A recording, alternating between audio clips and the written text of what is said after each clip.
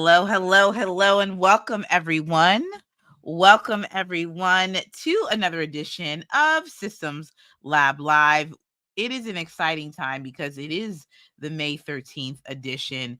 I'm excited for what is going on, what's happening, and it's good, man. It is a good time that we are here today. We are live from LinkedIn, YouTube Live, and on Instagram. We're here on Instagram as well. A little tardiness, and very sorry about that, folks. We're gonna work on that. Hello for the next for next week. We're gonna work on it. But I'm excited to be here with you all today. One of the things that we are doing, okay, hold on one second. We're looking at, okay, good. Okay, excellent. I think we got the linked, I'm sorry, the Instagrammy working. I think we got the Instagrammy working. Okay, cool. Okay, Instagrammy. Hello, Instagrammy. You there? Okay, the Instagrammy's working. Okay, cool. All right, everybody. Well, welcome everyone. So glad to have you here today. This is a great time. We're talking about the remote team playbook, 5 productivity power moves for remote teams. We're going to be talking about 3 of them tonight, 2 of them next week. So this is a part 1 and part 2. Make sure you share with a friend.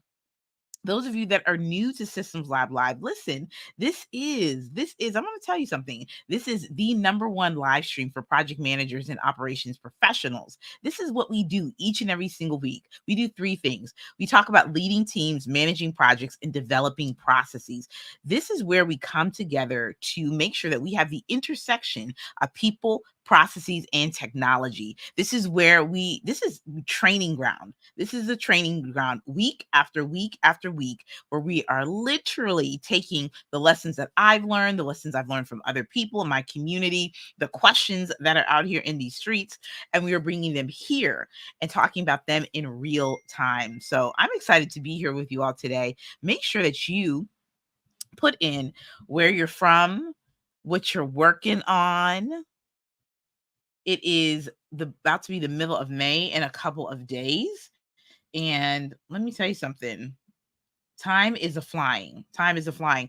I want to share with you all that I have a new morning routine. I'm only a few days in, and this is really for the weekdays, but I'm only a few days into this. But what I've done is I have done a couple things. I have what do you call like a morning task list. So what I've done is I've readjusted my mornings. So I'm up kind of sort of early, but yeah, I'm up pretty early. What I do is I have my prayer, reading, and Devo time with the Lord first and foremost and always. Then I'm going to the gym. Then I am coming back from the gym and then doing dog walking and then personal work time tasks, activities, etc. But one thing I decided to do to be a little more intentional with some of the work that I need to do is that sometimes there's just like little tasks and little mini projects that I need to complete. Like one of the things that I've been looking to finalize for a while is converting from active campaign to mailer light. So what I did is I created a brand new ClickUp task that's labeled morning task. And so I have about 3 or 4 things that are pretty lightweight. They may just take like 1 or 2 days to do, but I'm like, okay, where are these little small tasks that need to happen? So sometimes I might need to like create a tracker for something. And that might not be the big task for the day, but that's a small enough task where I can know I need 30 minutes and I can go and just take it. You know what I'm saying? So that's what I'm doing, folks. That is exactly what I am doing. And so I'm taking my own productivity, my own time management into my own hands and rocking it. Okay, I'm rocking it. So I love that. I love that. So anyone else doing anything different this month when it's coming to time management and all of that? Anyone doing anything different? Because I'd love to hear from you all. You guys doing anything different? Changing anything up? Let me know. I love it. Okay. So what else are we doing here today? Well, the final episode of Conversations with Ask Ash is up and live. This is the Bree Carroll episode. I love Bree. Met her at Jordan Gill's done was it done in a day? It was Make Your Mark Live last September, and she is an event pro, event strategist, event extraordinaire. And I loved the depth. I love the joy. I love the mind that she has. And I was like, I feel like I have to interview her. And let me tell you something. I'm big on building a lot of relationships. So I build a lot of relationships, and I'm huge on that. Therefore, it's easy for me to go ask people to be on the pod. It's because I've built the relationship. I'll send the invitation 90% of the time. People are accepting. People accept it. People are like, bet I'm coming on the pod. I'm coming on the pod. And so, for those of you that don't know, Conversations with Ask Ash is my podcast. We are in season 7, which we just have finalized, which is called the Built from Scratch season. In this particular season, we're focusing on all things related to what does it take to build a dynamic program, project, and initiative. And so for me, I really have loved this particular series. I spent the first 5 episodes doing some what I like to call digital storytelling. I had a case study, and we walked through this particular project manager, and we walked through her project that she's working on. And then we talked about good old fashioned how you build a project from scratch. And so I wanted to humanize project management. I'm not sure if we always do that with a technical subject. It's kind of like if there was like a chemistry or a sciencey type of podcast. I'm sure the science fiends, I don't know if we should call them fiends, but the science heads, we'll say that, the science heads love it. But what about changing it up, saucing it up so that it's more relatable? I don't and listen, I'm over here brainstorming, being like, how do you make science more relatable? I'm sure you can do it, but it's the same thing with project management. You know, if you're yelling out scope creep this and risk management that doesn't mean much. But I wanted to put a story behind it. And then I also interviewed 5 people that I thought would be perfect to tell their built from scratch moments. So you're building from scratch a program, an initiative, and an event, your life, building from scratch. And so I was like, there are people out here that have had built from scratch moments. So let's talk about it from a biz perspective, from a life perspective. And if we can admit it, life is one big old project anyway. As some would say, a big old group project in some regards. So I was like, yeah, like, why not? Like, let's just go ahead and tell the story. So I'm pleased with that. And I'm trying to also debate whether or not I need to do a final, like me close it out. Do I need to do one? I don't know, but I'm thinking through that this week. So if that moves you in any way for watching the replay, then maybe you will. What's going on, Digital Jane? So yeah, so if that moves you that I should do a finale episode, yeah, let me know. But if not, I may still do it just because I love a good pod episode. So and so this week I'm going to be engaging in some podcast activities that'll help enhance it. So it's going to be a good old time. A good old time. So I'm pleased as punch to be here today with you all, and we're gonna have a good old time. We'll probably be wrapping up around 8:55 ish. A good, what is that, 55, 20, 35 minutes or so. We're going to wrap up a bit. And we're going to be talking about this remote team playbook. We've been talking about meetings a lot. I hope you have enjoyed that mini series, talking all things: how do you manage a meeting? How do you engage and facilitate? What are some post-meeting activities? And it always boils down to how we're communicating projects or tasks, how we're communicating even conflict, how we're making decisions, how we're communicating about risks, what needs to be done, client stuff, are we meeting deliverables?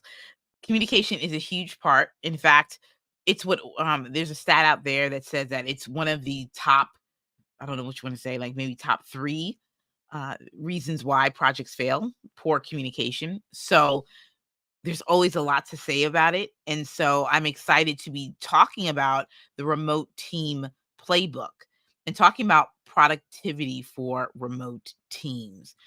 Many of us, far and wide, far and wide, are experiencing working with hybrid teams, working with clients remotely. Maybe you are meeting in person with your team members. And one of the things that is super interesting about this aspect of remote teams is that people are now learning each other for the past 4 years. You may have thought you knew somebody that you were working with, but you knowing them now. You know them now. And so Zoom fatigue, how do we bond? How do we relate? Some people are totally different pre-2019 versus post-2019. So this aspect of getting to know one another, establishing bonds and things is still something that is very much resonating with people. It's still a topic that people are still working at, right? What's going on, Deirdre? Good to see you. Good to see you. Oh, Lenica, I think it is. Hello. We got folks in the Instagram joining and popping in and out. I appreciate you. Make sure that you share this live stream, especially with those that are on remote teams. That's like a lot of us. That's a lot of us. So definitely in the chat, put a 1 if you in the chat if you are working on a remote team, if you're leading out a remote team.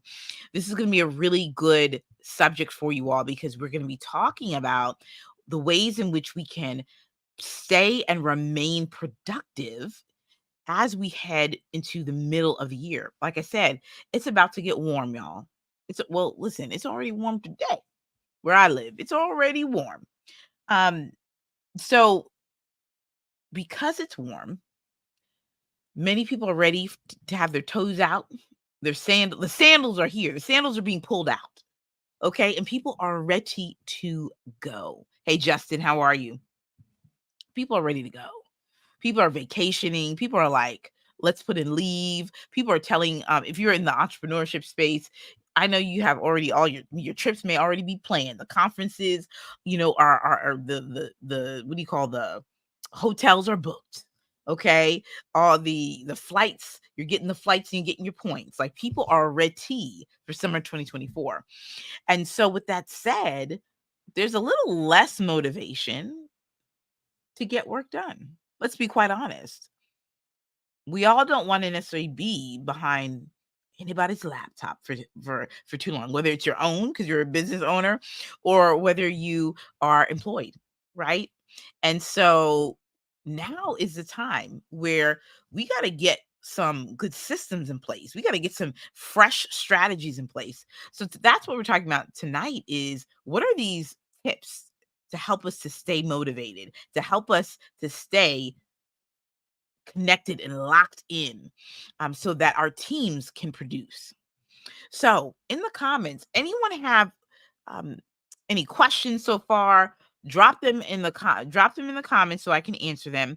And then let me know, are you leading out a team now? Anything that's frustrating for you all? I'd love to know. Or maybe things going super well. And I'm here for that too. I'm here for, hey, Ashley, things are going super well. They're going to go super well. So, yeah, I just want to check in with y'all on that piece. We're going to do something fun as we've always done. We're going to bring up the Notability app and we're going to talk about the 3 things, the 3 productivity power moves. Let me bring up the Notability app.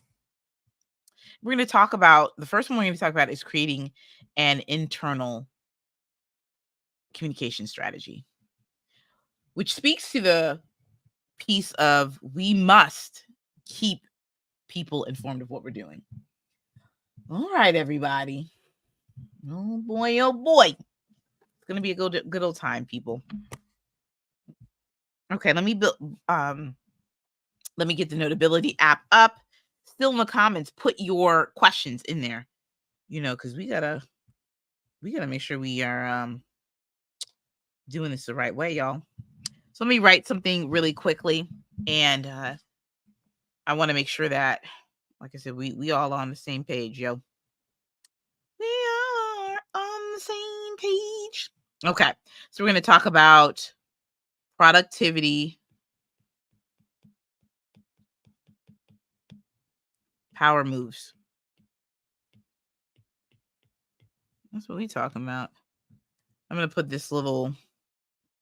a little thing right here. Hold on. Systems. And this is the 13th, 5/13. I'm just going to put a systems lab live. I just want to make sure.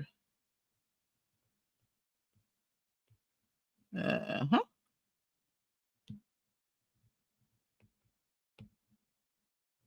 Okay. Now I'm going to pull everything up. And the first thing I definitely want to stress, because this is really important, y'all. Super, super important that we talk about creating an internal communications strategy. What do we mean by that? Awesome question. An awesome, awesome question. And I'm going to pull a couple things out so that we can make sure that we kind of have everything that we need. All right, y'all. So what do we mean by building out an internal communications strategy? Here's what we mean by that. And I'll write the first point down. Definitely take some notes. Definitely catch the replay, because you will absolutely want to take some notes and begin to build out your own playbook on this. Okay. So, an internal communication strategy, this is what you'll want to do to start to build out or refresh your team's productivity. Why is this important? Why is this important? So, first and foremost, internal comms strategy. This is all about keeping everyone informed. Internal comms strategy. Right.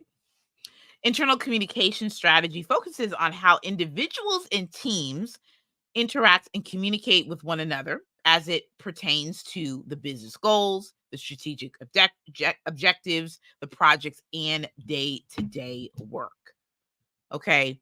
Internal communications, when we talk about that is what we focus in on when it comes to being and staying informed into what the organization is doing in terms of the strategic goals and initiatives, in terms of the projects, in terms of what, who, what, when, and how of the day-to-day work. That's what the internal comms strategy is. The who, the what, the when, the why, and how we're getting the work done. That's what the internal comms strategy is. So when we talk about this question of, okay, Ashley, how do I improve my team communication? Like, how do I go about making sure that my team's on the same page? We got late deliverables. We got folks, I can't seem to connect with people. People seem to think that, they're not connected to the work. Well, let's talk about the information workflow and like how that is being shared on a day-to-day basis. Internal comm strategy, people. Think through that. Think through that. And so I think that's that this is a key piece to it. This is a key piece to it. Developing that internal communication strategy. So you're asking your question, okay, Ashley, help me make it make sense. Practically speaking, what does that look like? That looks like utilizing Slack in such a way where people feel informed about announcements, about projects, announcements on the team. Maybe there are, project updates. Maybe there are company updates, right? If you are in, whether you have a team of 5, 50, 100, or 100,000, what does that company intranet look like? Oh, I love a good intranet. I think everyone should have one. Even if you have a small team, have a little place where you can just have information that's there that's really going to help to make sure that people are informed about what's going on. I think that's important. You know, just something to put out there. Internal comms strategy, internal communication strategy. So important, everybody. So important. And you can do this in many different ways. You can do this through like a wiki, like I said, an internal communications platform, an intranet, as I called it out. But there's many different ways. You can even start using Slack as a part of developing that internal communication strategy. Questions so far, because I just want to make sure that people also that we're not rushing past everything, that people kind of understand, what's going on. So I just want to make sure that we understand. If you have any questions, make sure you put them in the chat. Make sure you put them in the chat so we can get them all situated. Okay? Very good, everybody. Very, very, very, very good. Okay. Now, what else, people? What else do you think goes into creating a remote team playbook? Because when we think about the aspect of remote, we're thinking about people that are across time zones, right? Because this is about connectedness. This is about making sure that people have the information, people are empowered with that information to take action. People also know their placement within the team and the organization so that they can do the work that they've been assigned to do, that they can be in their gifting to go ahead and execute. But like I said, we're in month 5, headed into month 6. And boy, is the Jamaica or New Zealand or Tulum calling your name. And so oftentimes we start getting into a rhythm of, oh, we've been doing this for so long. Oh, so and so is this way. That's the way we've done it always, right? We don't think, we may need to have a little pepper in our stepper, a little pepper in our stepper. If you learn nothing else from tonight, you learn how to do this. A little pepper in your stepper. We're having a good time tonight. We always gotta laugh a little on Systems Lab Live. It's a good time, but this is what it's all about. You at this point in this stage of the game, folks, this is about putting some pep in the step of your people, and people like to be informed. Quite frankly, people love to be informed, so that's why having an internal comm strategy is necessary. How are people getting the information? When are they getting it? Where is it stored? We're talking about the day-to-day work. Love it to hear in the comments what we doing about this internal comm strategy. I'd love to know that. I would love to know that. Let me know let me know what y'all are thinking through and thinking about. And some things to think through as well. When we're talking about overcoming some of the challenges that are within building out a remote team, because this is really about igniting a fire back. I think we have to be super sensitive to the culture and the time zones. What do I mean by that? The culture piece. The culture piece. I think that is something that we should really be sensitive to. There's a statistic that said 62% of organizations have 3 or more people that are different in culture. Well, then. Who would have thunk it? So a key piece in adopting a power move, we said 1 is developing an internal comm strategy. 2, we're talking about the cultural, I would say, competency. Yeah, cultural competency is a huge factor. What do we mean by cultural competency? because you're like, Ashley, we sitting up here with these what do you call what's a big bill? These $2 bill words. um it is the ability to participate in an intercultural setting in an ethical and effective way. This is also awareness, right, of different cultures as well. It's just understanding the culture and the environment of where you are. And again, I'm just really I'm putting this at a high level because we probably need someone who can come on the live and talk about competency. Like, oh, well, let me just go ahead and erase this piece because we done misspelled it. We don't already misspelled it. Cultural competency. Competency. Boom.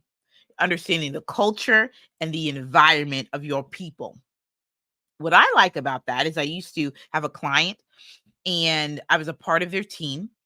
And this is really interesting. We had someone who was from another foreign country, and this person was in India. What was neat about this was that the time zone difference, and when that person worked, they worked the same hours. And it was like an 8 to 4 situation. So that person worked the 8 to 4. But when we're talking about bringing somebody alongside to work with us, I'm a big believer in everybody getting an understanding of who they are. Some people believe in just like, hey, heads down, we work, and that's it. That's not what I believe. I believe even if you don't even have people, you don't even have to have people on that are employees. We're just talking about decency. We're talking about being a human. We're talking about extending kindness. We're talking about doing all the right stuff. And so what was beautiful about this team is that there was every effort made to learn the culture of that person. Why was that important? Because you want somebody to help you get stuff done? Nah. It's thinking. It's also because you care. You care right here, pitter patter. It's because you care. And you want to be able to get an understanding of the way in which somebody thinks, their culture, how they do things. But this is about awareness. This is about understanding and appreciating and interacting with people from different cultures and different environments. Anybody have questions about that? This is, cultural competency. I know y'all didn't come on this live, thinking that we were just going to be talking about like, oh, cultural competency. Who thought that was going to be a productivity power move? Well, it is. Understanding of people and culture and customs helps you better understand their systems, their habits, and their behaviors, and figuring out how they move, how they tick. So you can do what? Be able to set them up for success so that they can be able to do the work ahead. Come on, come on, somebody. That's good, right? That's real good. I'm telling y'all, that's real good. It's from somebody that, that's not even, this number 2 is not even my bread and butter. It ain't even my bread and butter, but here we are. Here we are. I love it. I love it. Make sure you're sharing this live stream with about 3 to 5 people who may need to tap into the cultural competency piece when we're talking about your productivity power moves. And so this is where, again, as we are gearing up for all the things, dun, dun, dun, dun, dun, dun, dun, dun, dun, dun, dun, dun, dun, dun, when you're gearing up for all those types of things, these are the fresh ideas that can come to your mind. Because again, this part, you're probably thinking, okay, Ashley, well, then how does one develop it? Like, how do we make sure that this is a tangible thing? Because I just wrote cultural competency on this little thing right here for y'all to see. And I'm gonna be like, y'all just go ahead and figure it out. Cultural competency, as I suggested in the example, it's gonna come back to the heart of the matter. Come on, that was India Arie, y'all. That was India Arie. That's what she would sing. And so that looks like in your HR policies. How do we honor cultures? Like, how do we fit them in? Like when we talk about like equity within your organization, when we talk about these types of, and again, this is going to be something that y'all going to have to sit and think about. Okay, something for everyone to think about. How do we do that? So we're talking about understanding the social norms of people. It's going to talk opening up that mouth. It's really going to be about making sure that you're aware of your own biases. Hello, somebody. Oh yes, we gonna go there tonight. Oh, we gonna go there tonight. We gonna go there tonight. What kind of biases do you have? We're getting pierced up here, because what we're really looking at is evolving in terms of how we're thinking about our teams, our cultures, our organizations. What are we thinking about 5, 10, and 15 years, or even some 20 years down the road? What do we want the organization to look like? What do we want our clients to look like? This is good now. I love it. I love that. Anyone else want to give any examples or any thoughts when we talk about cultural competency?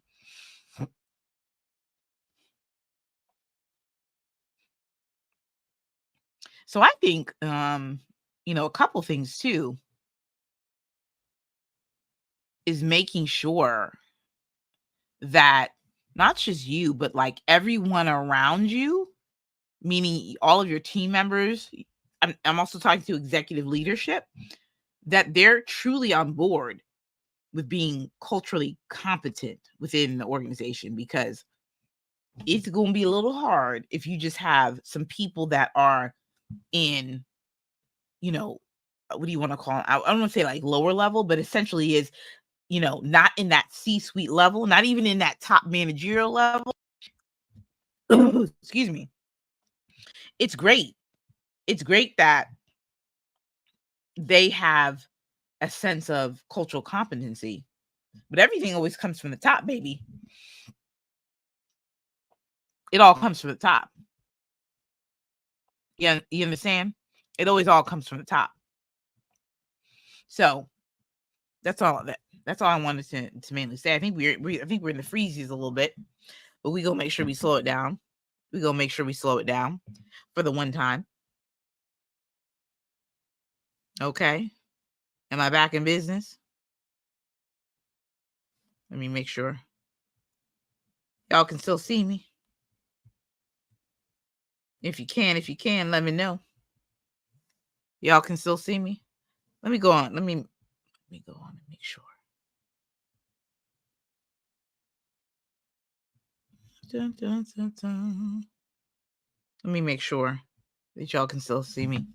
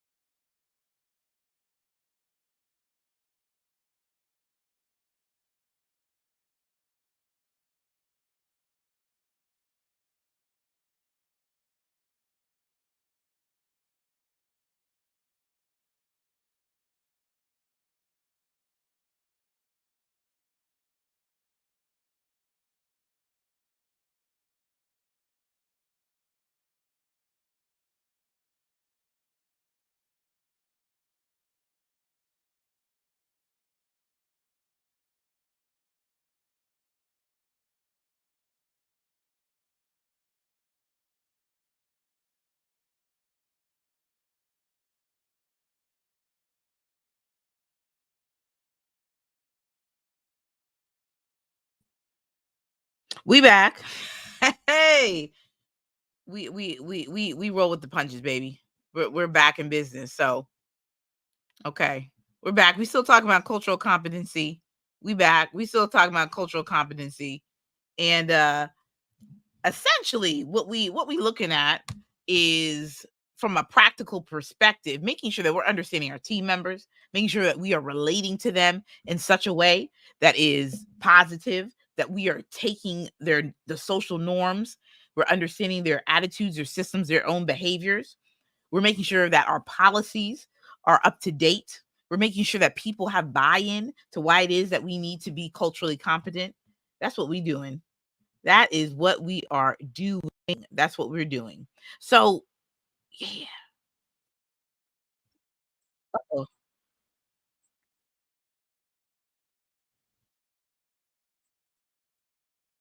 Uh-oh. Okay. We're good to go on this, people. Okay, cool. That's what's going on there, man. That's what's going on.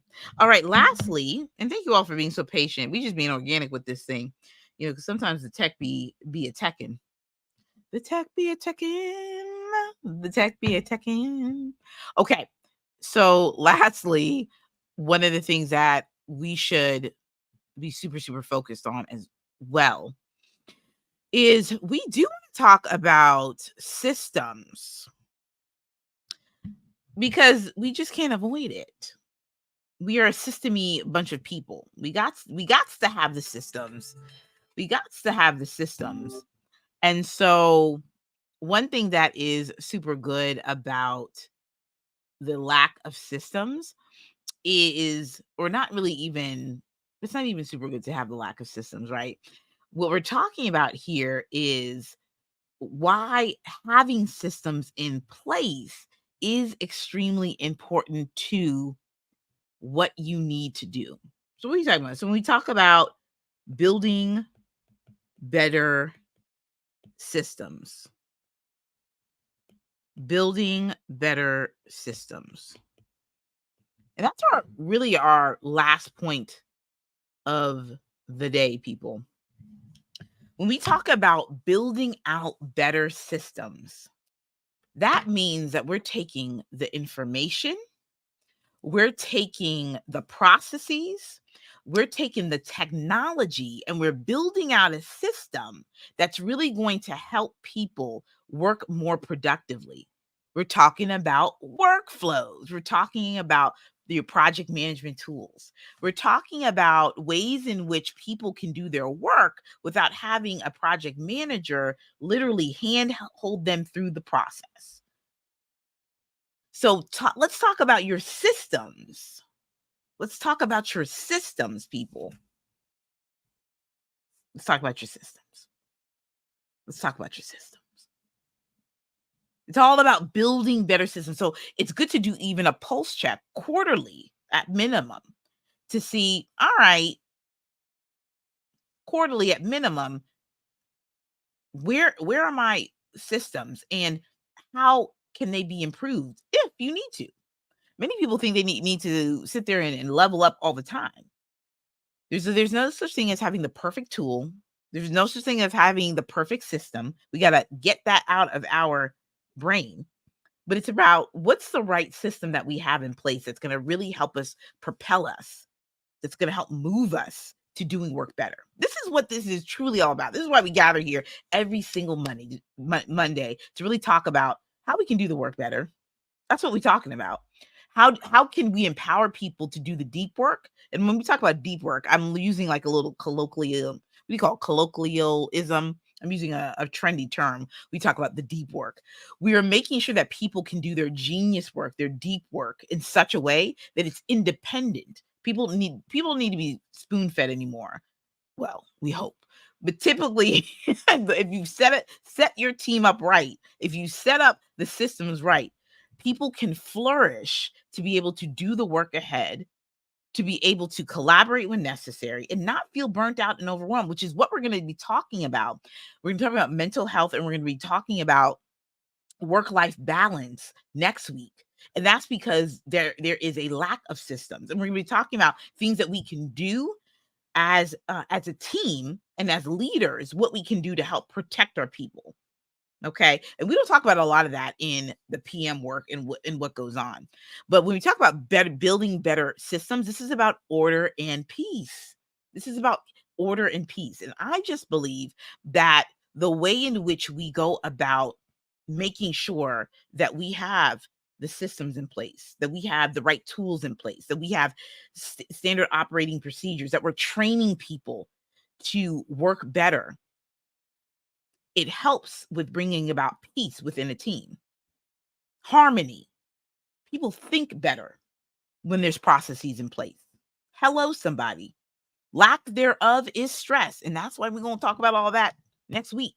We're going to talk about that all next week. And it's going to be good. It's going to be fire. It's going to be good and it's going to be fire. So I will be, we done. We done, people. And I'm glad that we're able to have this conversation about the productivity power moves. And just to recap, it's all on here, but what I want you all to start to really think about when we're talking about the productivity power moves, we want to do number one. You want to develop an internal communication strategy if you already haven't done it already. Where are people finding the information in real time about the business, about the strategic objectives, about the projects, about the daily work? Where do we store information? We're even talking about like meetings and things. Like, where's all that? Where are the policies? Where is all that stored? How do people access that? Internal communications. People need to know about things. People don't need to feel like they're in the dark about what's happening. And how do you make people feel a part of the company and the team? That's what that's about. Cultural competency, being aware of your biases, getting to know team members that are of a different culture, learning, really caring about people. Now, people now don't come for me now, but some of us have just faked it, like we faked like we like people. It's 2024. Act like you like somebody. People people are great. And so cultural competency is great. Learn other cultures, talk to people. Building better systems does that. It not only this is building better systems is about the work. It's about how to get it done, but it's also about connecting.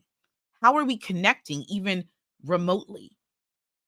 How are we connecting remotely? That's why we're going to get into the mental health and work balance piece, because we do want to talk about the ways in which we are relating to one another. How are we creating those moments of synergy where we are truly are making sure that people are good? But one of the only ways to do that, or rather one of the strategies to do that, is by building better systems. All right. That's all that we have today. This was super, super fun. And I'm excited about next week and what we about to do and how we're about to do it. But we're going to talk about work-life balance. We're going to talk about mental health and why that's going to be so important as we head into the summer. And that's all we got. I'm excited. Thank you all so much. Be sure to share this live stream with about 5 people that need to see it. I thank you all so much. We out. Peace.